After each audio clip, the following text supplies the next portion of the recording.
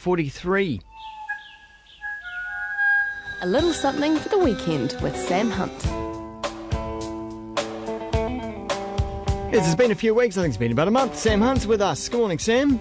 Oh, good morning, Whammo. Yeah, It's been far too long. I think we last spoke on the 1st of April, and today's the last day of April. There you go. And I've just realised too before you rang. I was just thinking, so Easter has sort of slid by without any comments. So, in true Easter spirit, I'd like to put in T.S. Eliot's little take on the whole subject. Did it slide on by or did it slither on by? Slither on by, I'd say. I don't know what it did.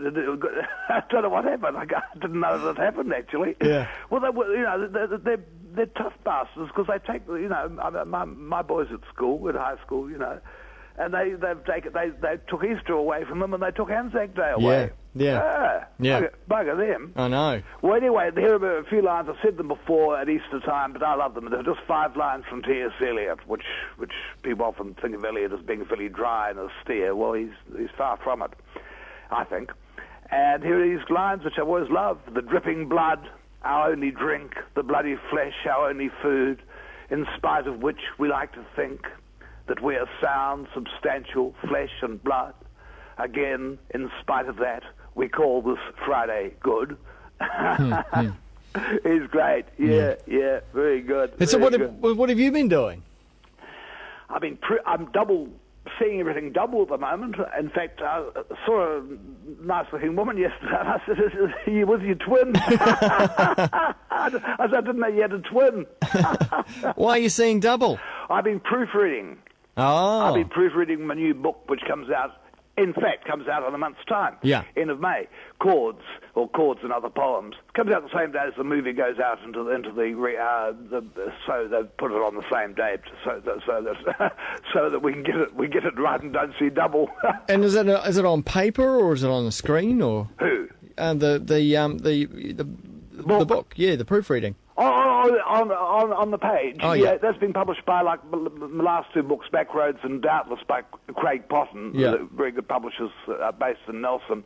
Very happy to be working with them again, actually. Yeah, no, it's been good proofreading it. I'm really, this book, I'm really, all brand new poems, and I'm sort of quite pleased. I don't mean to, I'm pleased with them. I don't know about that, but yeah, I'm pleased to have written them. And it's been quite good. And then the other thing I had to do, one day they jack up a day that I have to go into, 2 days actually, into Auckland, and I found a good pub, and I had to do all the interviews. Yeah. All the interviews for the film and the book.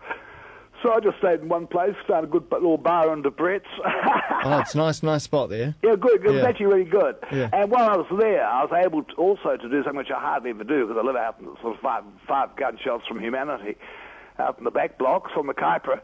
So I don't get to a decent bookshop or good music shop very often. I go through airports, and they don't have a hell of a lot.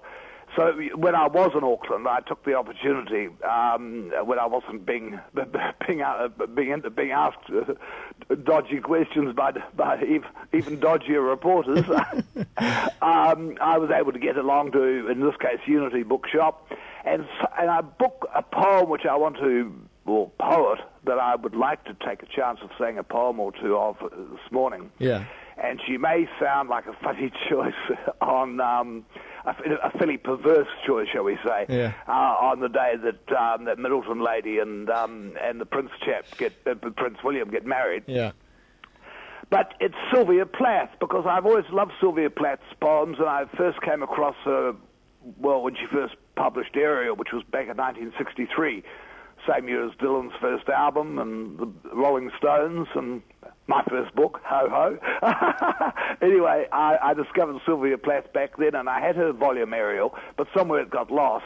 So when I was in the Unity bookshop, I picked up the collected poems, and I've just been coming back to her stuff again. I'd never really forgotten it, but just how good she is. A lot of people know the biography of Sylvia Plath, how she committed suicide when she was married to Ted Hughes, and she committed suicide at 30.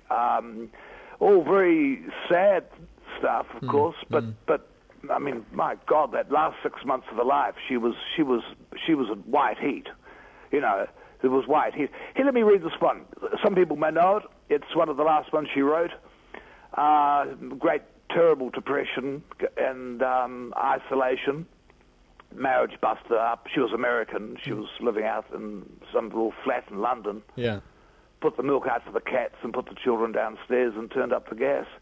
And Lady Lazarus, I've done it again, 1 year in every 10. I manage it, a sort of walking miracle. My skin bright as a Nazi lampshade. My right foot a paperweight. My face a featureless fine Jew linen. Peel off the napkin, oh my enemy do I terrify. The nose, the eye pits, the full set of teeth. The sour breath will vanish in a day. Soon the flesh, the grave cavette will be at home on me, and I, a smiling woman, I am only 30, and like the cat I have 9 times to die. This is number 3. What a trash to annihilate each decade with 1 million filaments. The peanut-crunching crowd shoves in to see them unwrap me hand and foot. The big strip-tease. Gentlemen, ladies, these are my hands, my knees. I may be skin and bone. Nevertheless, I am the same identical woman. The first time it happened, I was 10. It was an accident. The second time, I meant to last it out and not come back at all. I rocked shut as a seashell. They had to call and pick the worms off me like sticky pearls. Dying is an art like everything else. I do it exceptionally well. I do it so it feels like hell. I do it so it feels real. I guess you could say I've a call. It's easy enough to do it in a cell. It's easy enough to do it and stay put. It's a theatrical comeback in broad day to the same place, the same face, the same brute amused shout, a miracle that knocks me out. There is a charge for the eyeing of my scars. There is a charge for the hearing of my heart. It really goes. And there's a charge, a very large charge, for a word or a touch or a bit of blood. So, or a piece of my hair or my clothes. So, hair, doctor, hair, Lucifer. I am your opus, I am your valuable, the pure gold baby that melts to a shriek. I turn and burn. Do not think I underestimate your great concern. Ash, you poke and stir, flesh, bone, there is nothing there. A cake of soap, a wedding ring, a gold filling. Hair God, hair Lucifer, beware, beware. Out of the ash I rise with my red hair, and I eat men like air. Wow. Yeah, that's what the fuss is about. Yeah. She's so good, and I mean other ones I'd forgotten like Death and Co. and so on, just phenomenal stuff. So that's a little poem to wish what's her name? Catherine, the one getting married. Kay Middleton, Kate. Kate. Yeah. Oh, Kate. Okay, Kate Middleton. Well, that's a little poem to wish Kate and William, a long and happy lives. Hey, also want to put in a little plug from old friend David Kilgar, who's got his new album out, of course. Have you heard that? I have heard a couple of tracks. Very good. Very, very good. Very, very good. Yeah. Well, he and the band, the Heavyweights, are playing in Auckland tonight at the, I think it's called the King's Arms or somewhere. Yep. Is there a venue called the King's Arms? There is. Yep, I think that's where they're playing tonight. At least tonight, so DK and the Heavyweights tonight, and Bob Dylan tomorrow night. So so Auckland's pretty lucky. Yeah. So you're going to be making it to Auckland? No, Bob's coming up on Sunday. Oh, okay. Cool. No, I'm not. I'd love to. I've got some tickets. But I don't think I'm going to be able to get there, so I'll certainly be there. Well, I won't be there in spirit, but I'll be thinking about it. Yeah. I'll be actually up at. I'm going to the to Spirits Bay. Oh. To the very top of the island, so I'll be up there tomorrow, and all strange things happening there, but all good things. Okay. So you have a good weekend. Yeah. All right. And are you going to go and hear Bob? I didn't organise myself. No. Oh, it'd be a great show. It'd be really good. Yeah. But I heard Mary Coughlin talking, and she did say something which I sort of must say I agree with. That's you get a little bit sick of the big arena things, you know. Yeah. You know, I'd love to have heard him at the Civic, for example, when he was, I think, last year. That's what he did last time, didn't he? Yeah. Was it last? Yeah. Yeah. And I think Holly Smith did the support. Yeah. And but anyway, look, have a good weekend, and what they say in Sicily, Baciamo Limani.